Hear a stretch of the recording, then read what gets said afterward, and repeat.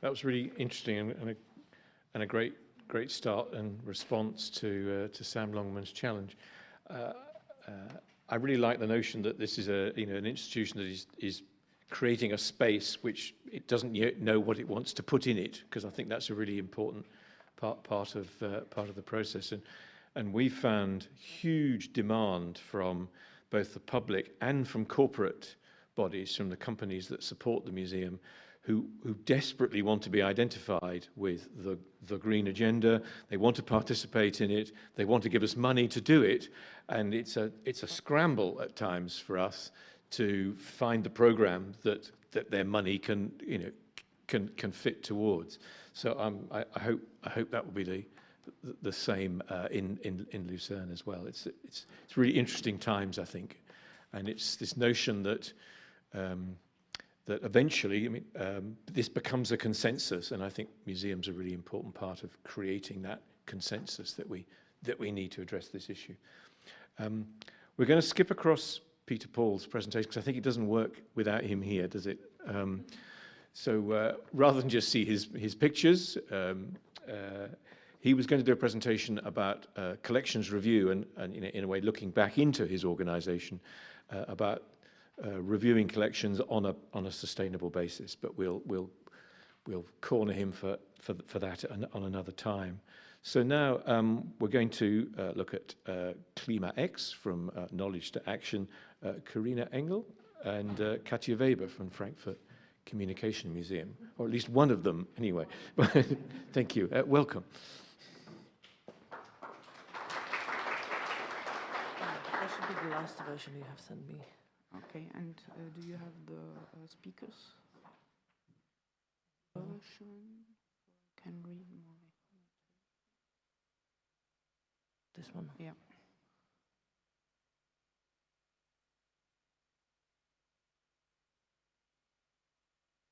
Perfect. Thank you very much. Hello, everybody. I excuse my colleague Katja Weber, the curator of the exhibition, who is busy with working on the last text today, and she will be presented via her thoughts, which she put into the concept of the exhibition Klima X, which I am honored to present you today. Yes, I start with a quotation of the Foundation's self-image. We are convinced that a comprehensive understanding of communication improves the way people live together. We think innovatively, we are open and eager to experiment. Curiosity shapes our style. I leave it like it is and beg you to keep it in mind. Two years ago, in 2019, we discussed the concept of curator Katja Weber. Fridays for Future was on its height, and Corona and war were far away. And that was the occasion when we thought on Greta Thunberg, as many people did, and she put into consciousness that we should call it like it is: climate crisis, climate emergency, ecological breakdown, ecological crisis, and ecological emergency. And we wanted to make an exhibition of that, and communications experts know this even better and more profoundly. Among other things, they say climate communication needs a message, preferably in the form of stories. So we started to create our story. And first thing we did, we got into contact with colleagues and other museums. And as you see here, there in this autumn are a lot of openings of climate exhibitions. For example, in the Museum of Communication in Bern, in Switzerland, there starts an exhibition which is called Planetopia in Stapferhaus Lenzburg. They deal with nature and nature and the relation of human mankind, and in Senckenberg Museum as well in Frankfurt, they deal about climate communication in a science way. We were seeking for exchange and cooperation partners as well in the politics sphere or with foundations. And as Martin already pointed out, it is easy to find partners at the moment. And we found one in the land of Hessian, and with a special ministry of the Hessian Ministry for the Environment, Climate Protection, Agriculture and Consumer Protection, and also on the confederation level with the German Foundation of Environment. Then we started realizing projects. This one, for example, is the greening of our museum's rooftop. You won't expect that this is a rooftop, but it is. It's the roof of our permanent exhibition, which is under the green. And together with the city council, we exchanged it. And instead of water needing green, there today are some plants and flowers, which in the future will gain us 70% of water. This is to make visible that we take it serious, that we don't only want to show something, to have an exhibition about climate change, but that we want act for the climate change ourselves. We started outreach activities, for example, with Die Kooperative in partnership with Palmengarten, and they will open a free space area where visitors can see climate resistant plants for their own gardens, and which will be in front of the museum at the occasion of the opening. Then we had a partnership with Evangelische Akademie Frankfurt, and we worked with students and young people together on a weekend, and they talked to experts, and they realized with an artist the opening of the exhibition. It's a stages of what they did.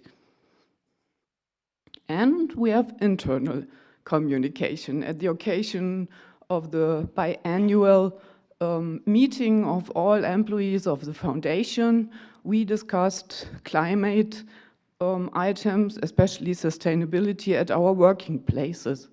We all reflected what we can do better, more sustainable, and I think that was already a big impact of the exhibition on the whole team. We continued external and public communication. For example, you see here on the image Sina Hermann, which we met first time at a Fridays for Future demonstration in Frankfurt, and she talked to Svenja Hoschek, one of the scientific assistants. We started in March already a blog comparing the exhibition themes.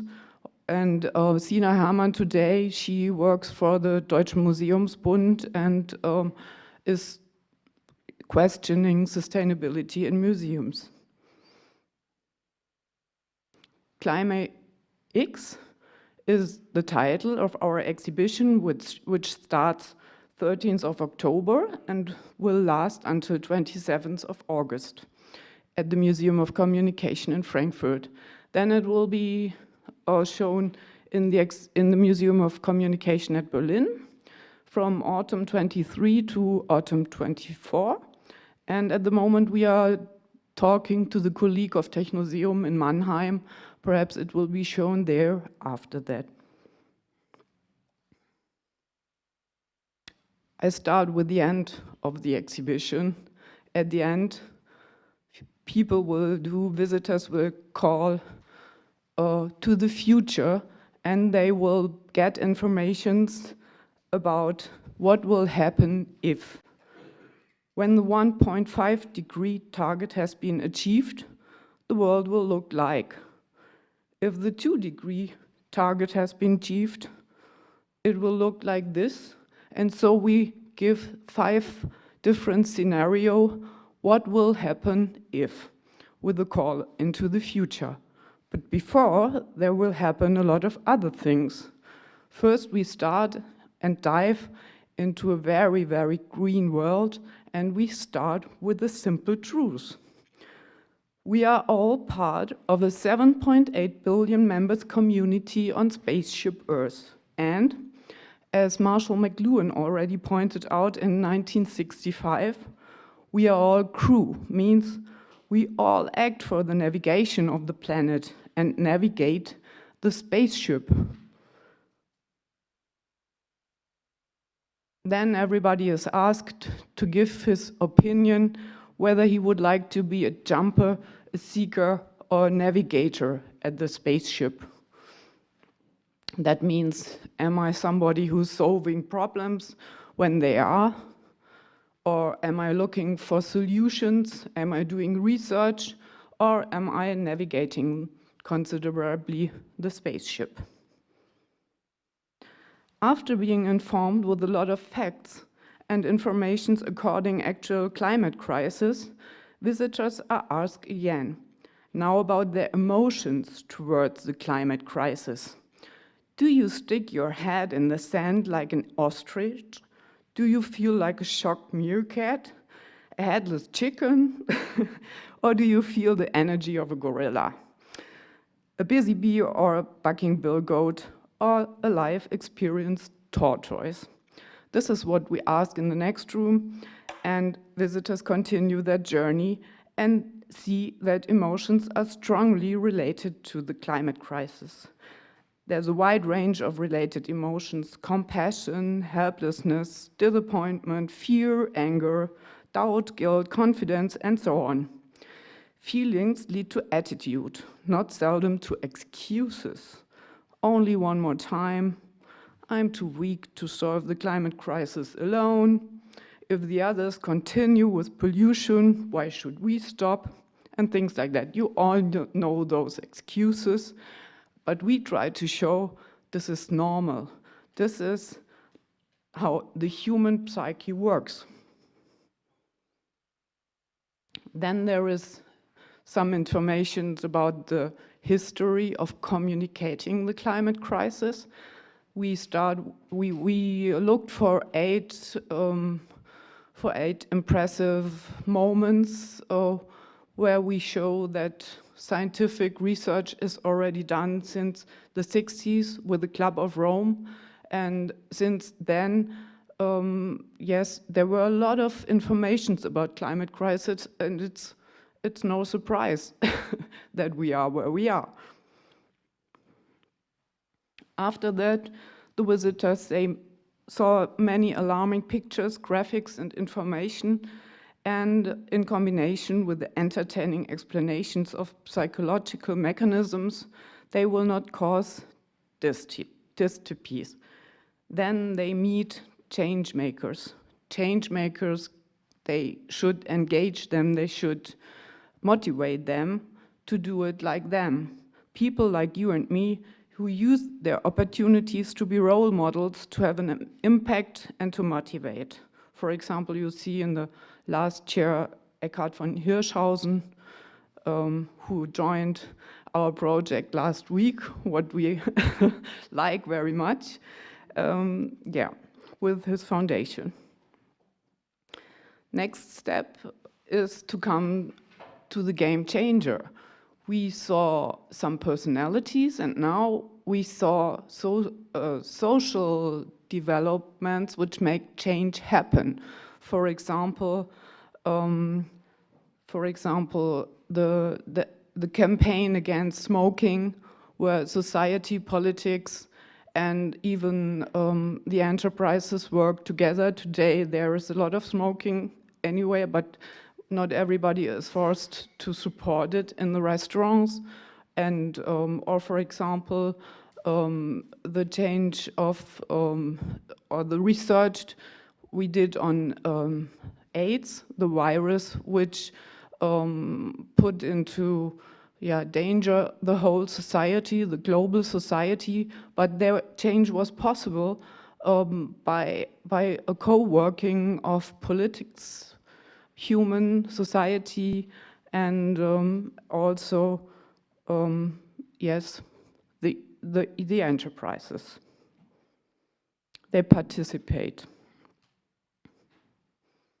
We also have the GDR civil rights movement, which was a successful example for change. Then visitors arrive at the makerspace, and they got a lot of information what they can do, who they can join, which institutions, which organizations, and they are not alone with a lot of print products. They can talk to our communicators. One of the peculiarities of the museum is that we work with communicators, and they ask the people, what did you understand? What do you think about this and that? What do you want to know more about? And so they will have a lot of help to deal with their feelings, to deal with their thoughts, and to deal with their ideas. They have guidance. After beginning with the quotation, I finish with the quotation. This is of Maya Angelou, a Black civil rights movement author and activist. I've learned that people will forget what you said, people will forget what you did, but people will never forget how you made them feel. I think this idea was a strong guidance for developing the history, the story of our exhibition, and we have a big outreach, and we feel a lot of compassion already at the moment, and we think that it will be a great exhibition. Thank you for following me on this journey.